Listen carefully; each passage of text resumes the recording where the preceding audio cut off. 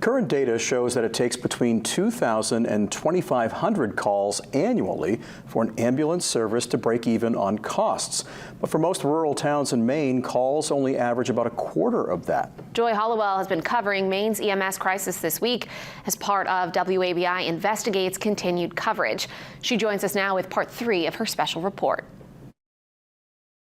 Last year, the Maine legislature declared emergency medical services to be an essential service, just like fire and police. They also budgeted $31 million for it. Now, 40% was initially given out as a tourniquet for Maine's hemorrhaging EMS system. The rest focuses on sustainment. But is it enough? I think we are in a very challenging reimbursement system for ambulance services. Joe Kellner is the current CEO of Lifelight. He was also a member of the Blue Ribbon Commission, tasked with studying emergency medical services in Maine.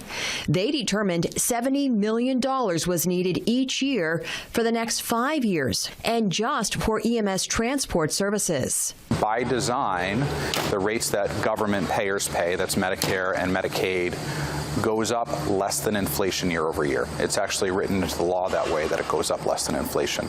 That's why some rural departments in Maine are now taking a closer look at regionalization. It's already happening in the Howland area with the announcement this summer of the Central Maine Highlands Fire and EMS District number 1.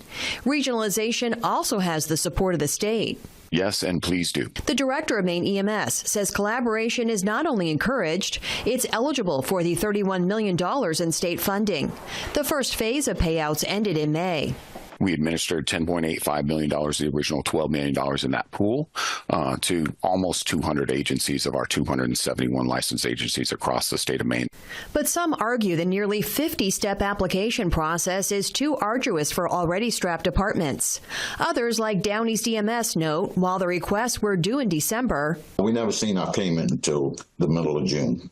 In addition to the grant funding, the legislature approved 4 technical support positions, something Lincoln's safety compliance officer took full advantage of when filling out their forms. Whether I emailed or phone, they were really prompt in getting back and very helpful in answering the questions I had and correcting misconceptions that we had.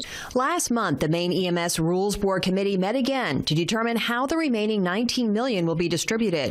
While some felt emergency transport services still topped the priority list, a proposal was made to funnel nearly half of the remaining money to Maine's 10 training centers. Because we need a sustainable workforce development pipeline. Right now, what we're seeing is constraints on the training side and then limitations on the end product. Now, Lincoln's Fire Chief Les Brown agrees with that proposal. However, he thinks it would be more cost-effective for state trainers to come to them and other small communities for classes. A community paramedicine program could be approved by the end of this year. That allows specially trained paramedics to provide primary care and other services where needed. Places like St. George, Blue Hill, and Jackman are already using this health care model. Now, to watch all 3 parts of my TV5 Investigates special series, you can log on to our website or mobile app. Now, back to you.